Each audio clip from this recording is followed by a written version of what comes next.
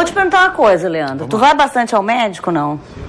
Olha, menos do que deveria, imagino. Eu sabia que a resposta ia vir com olha. Mas diz que o homem é bem mais medroso que mulher, né? Exatamente. Então... Sabe que a gente já vai conversar sobre isso aqui, né? Não, muito Porque bem. diz que os homens não vão muito ao médico, não. E tá mais do que na hora disso mudar, né?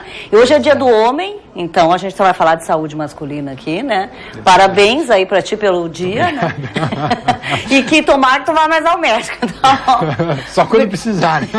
É verdade, também acho. Obrigada, Leandro. Imagina, boa noite. Boa noite, tchau. Olha, muito se fala em saúde da mulher, cuidados, prevenção, né? Mas e o homem? Alguém conhece um homem que vá de livre, espontânea vontade ao médico?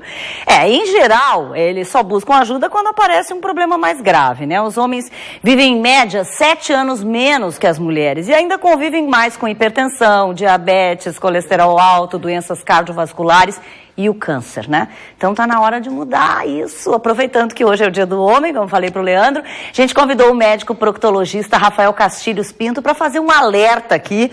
Boa noite, tudo bom, Rafael? Boa noite, Regina. Seja bem-vindo aqui. Obrigado pelo convite. Em primeiro lugar, é verdade mesmo, isso pra gente não ser injusto com os homens, é verdade que eles vão bem menos ao médico? Sim, eles vão menos ao médico, mas principalmente menos para as consultas preventivas.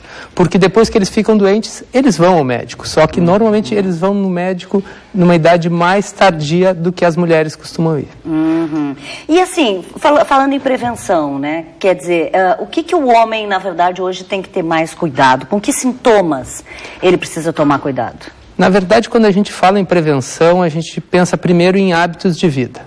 Então, tabagismo, obesidade, má alimentação, sedentarismo são os principais fatores de risco para a maioria das doenças, principalmente essas doenças não transmissíveis que a gente chama, que é a doença cardiovascular, que é a diabetes e que é o câncer. Uhum. Então, atuar nos fatores de risco é o primeiro passo e isso é desde a infância e é no dia a dia. Pois é, eu ia te perguntar isso sobre a idade. Quer dizer, é sempre importante a rotina de visita ao médico ou depois de uma idade ainda mais? Principalmente a partir dos 40 anos, é essencial consultas médicas periódicas. Com 40 anos, pelo menos a parte cardiológica se necessita fazer uma revisão. Tem que se levar em conta que pessoas com história familiar de doença cardíaca muito precoce devem começar antes. Uhum. E para as prevenções de câncer, normalmente agora se está dando uma folga, principalmente começando aos 50 anos, tanto para o intestino quanto para a próstata. E o alerta especial para os fumantes. Os fumantes têm que consultar a qualquer idade para parar de fumar e para fazer exames de rotina antes do que as outras pessoas. E a gente estava falando em alimentação, né? Até perguntei para ele aqui antes do programa sobre o tal churrasquinho gordo, né? A cervejinha, quer dizer, isso é moderadamente ok? Ou assim, a gente tem que evitar mesmo, por exemplo, principalmente a gordura, né? Eu gosto primeiro de falar no que a gente tem que comer. Uhum. Então, o mais importante, e tem muitas controvérsias, até nos estudos científicos, a carne faz mal, a carne não faz mal, o churrasco, quando é feito com carvão, faz mais mal, tem um monte de controvérsia. Mas o que não tem controvérsia é comer mais fruta e verdura diminui o risco de várias doenças, diabetes, doença cardiovascular e câncer. Então, o álcool, principalmente em excesso, comidas com alto valor calórico e baixo valor nutritivo, por exemplo, muito pão, bolacha, alimento industrializado, isso tem um impacto negativo. Mas o mais importante é criar a rotina de comer o que é saudável, principalmente frutas, verduras e legumes. Uhum. Bom, assim, os tipos de câncer que mais atingem os homens, tem assim uma estatística disso? Sim. Isso a gente tem estimativas que é do Instituto Nacional do Câncer. E o câncer de próstata é o mais comum nos homens. Em segundo lugar, é parelho o câncer de pulmão e logo após o câncer de intestino. O câncer de intestino talvez seja o que menos se fala ainda em termos de prevenção, mas já está bem estabelecido que a partir dos 50 anos as pessoas precisam fazer prevenção para o câncer de intestino. Mas o senhor acha que a gente não fala por falta de informação desse tipo de câncer? Primeiro, talvez que ele é um câncer que ele era menos comum e está ficando mais comum. Então, ele tinha menos importância antigamente. Mas também, sim, por falta de informação, por falta de divulgação dessa informação.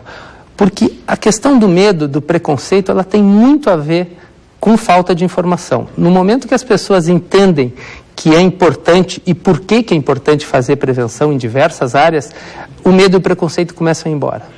Isso acontece muito também com câncer de próstata, né? Com certeza, com certeza. O câncer, tanto de próstata quanto do intestino, mexem com áreas mais escondidas, e os homens têm um pouco mais de temor. Mas quanto mais a gente fala do assunto, mais esse preconceito vai se diluindo e a informação vai levando mais os homens ao médico.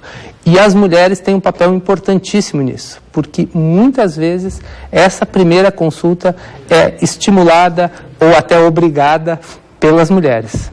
Mas antes a gente falou um pouquinho, eu citei aqui, a gente não esclareceu sintomas. Quer dizer, a gente tem alguns sintomas desses tipos de câncer que tem que observar? Os sintomas dos principais tumores, eles são muito tardios. Então, o câncer de próstata algumas vezes dá alguma alteração urinária, mas é pouco comum. O câncer de próstata é muito assintomático. O câncer de pulmão, ele se mistura com os próprios sintomas do fumante, que é uma tosse, o pigarro, algumas vezes pode dar um sangue no catarro. E o câncer de intestino, algumas vezes sangramento, alterações do funcionamento do intestino, mas que podem ter várias outras causas, como hemorroidas e tudo isso. Então, os sintomas do câncer são tardios.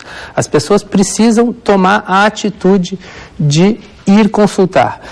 E no pulmão, especialmente, é o combate ao tabagismo. O câncer de pulmão, 90% deles tem a ver com o cigarro. Isso vale também para os cânceres da cabeça e do pescoço, da boca, da garganta. Então, esses tumores, eles quase seriam eliminados se a gente acabasse com o tabagismo. Bom, mas assim, também não vamos alarmar as pessoas. Quer dizer, uma vez que não houve a prevenção e a pessoa foi e detectou essa doença, hoje temos tratamento para todas elas. O tratamento do câncer, ele evoluiu muito nos últimos anos, e também essa questão, quando a gente não consegue preveni-lo, da detecção precoce. Então, o câncer de pulmão ainda é um pouquinho mais complicado o tratamento, mas tanto tanto na próstata quanto no intestino... O homem também tem câncer de mama, né? Inclusive. O homem tem, mas é bem mais raro.